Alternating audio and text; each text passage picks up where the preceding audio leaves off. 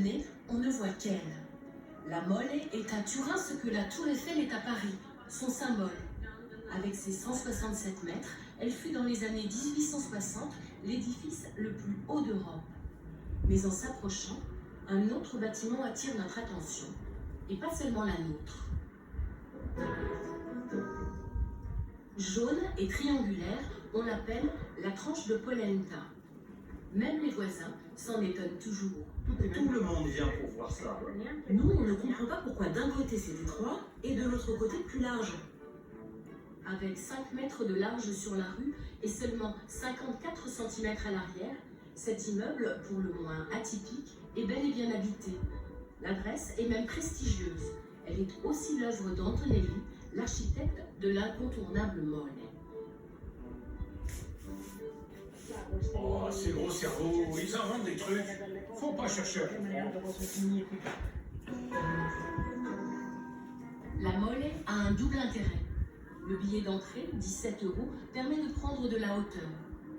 En 1 minute, l'ascenseur panoramique nous hisse à 85 mètres.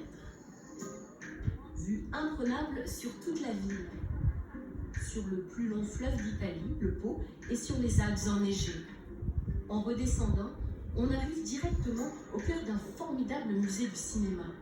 Le billet permet aussi de le visiter et de redécouvrir les plus grands chefs-d'œuvre dans une salle hors norme. Ici, c'est vraiment un lieu fantastique. Tu peux rester ici, regarder l'architecture, regarder Metropolis, il y a les films. C'est émouvant de voir ça. Un parcours ludique répertorie les films par genre. On entre dans l'absurde par la porte d'un réfrigérateur avant de prendre place sur un siège étrange. Clin d'œil à Buñuel et au fantôme de la liberté. Une plongée dans l'histoire de l'Italie nous rappelle que Turin en fut la première capitale en 1861. En témoignent des édifices publics un peu austères, rien à voir avec l'hôtel que nous avons choisi pour la nuit. La petite histoire raconte qu'à sa naissance, il y a presque 3 siècles, elle fut une maison de plaisir. C'est Elisabeth, benvenuta. Sa vocation a changé, mais l'hôtel a toujours attiré des visiteurs plus ou moins célèbres. Beaucoup d'artistes sont venus ici, comme Mastroianni quand il tournait La femme du dimanche. Quelle Mastroianni est venue ici? En montant à l'étage, on passe du 7e art au street art. Chaque chambre a été décorée par un artiste différent. Ici, celui qui a réalisé cette fresque s'appelle Fabrizio Speciale. Il s'est amusé à rajouter des dessins sur les photos. C'est rigolo. Collage de photos, dessins poétiques, 75 € la nuit, de quoi faire des rêves artistiques. Pour le même prix, si le chef vous le propose, il ne faut pas rater sa leçon de vitello tonato, la grande spécialité piémontaise.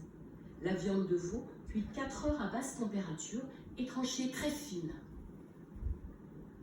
C'est très tendre, ça fond en bouche. La viande est recouverte d'une sauce à base de jaune d'œuf, de thon, de capre et d'huile d'olive, travaillée comme une mayonnaise. J'ai envie de tout manger là. C'est un hors-d'œuvre. Un peu de repos.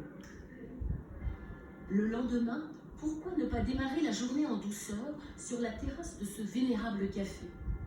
Depuis 260 ans, on y sert la boisson mythique à Turin, le biccherino, mélange de chocolat, de café et de crème.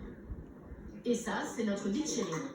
Un petit déjeuner gourmand pour 11 € avec un assortiment de biscuits piémontais. L'estomac bien calé, une grande balade dans le centre historique nous emmène de palais en musée, de jolies places en passage couvert. Pour en profiter en se laissant guider, la ville de Turin propose des visites gratuites. Il y a 18 km d'arcade. L'été, quand il fait chaud, on peut s'abriter. Pendant 2 heures, un guide pour répondre à toutes les questions dans la langue de votre choix. C'est un chef-d'œuvre de l'architecture baroque. Entre le palais royal et la cathédrale, il a été construit pour conserver le sensuel.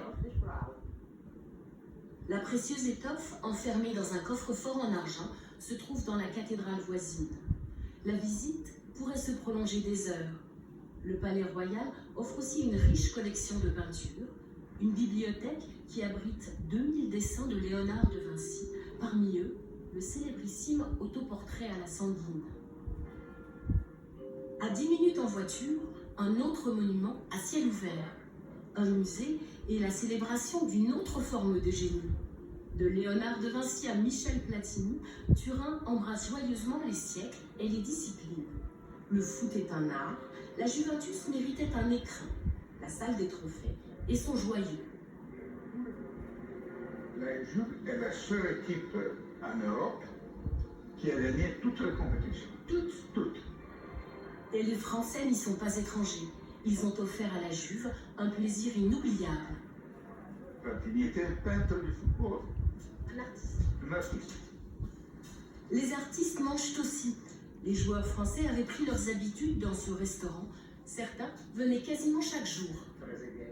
Trezeguet, Deschamps, Zidane, Henry. Devenu ami avec le patron, Zidane lui demandait souvent de lui préparer des rigatoni aux tomates fraîches. Depuis, c'est un classique de la maison. Je vais t'apprendre les pâtes à la zizou. De l'huile d'olive, de l'ail. Petite tomate sicilienne, Comment il était? Zidane, une personne très tranquille, quelqu'un de bien. quelques instants à la poêle, La simplicité. une recette inratable. Mélangez les rigatoni à la sauce pour qu'ils s'en imprègnent. En quelques instants, c'est prêt. Alors, on va voir si elles sont bonnes. Al dente. Ah ouais. Les supporters viennent toujours dîner, un pèlerinage sous l'œil de leurs idoles. On passe des bonnes soirées ici, et parfois ça nous arrive de partager ces moments-là avec 2-3 joueurs. Au loin, la clameur. Les souvenirs remontent, tandis qu'en ville, dans l'ombre des jardins ou le clair-obscur des palais, la Dolce Vita fête déjà l'été et s'invite au cœur de la nuit turinoise.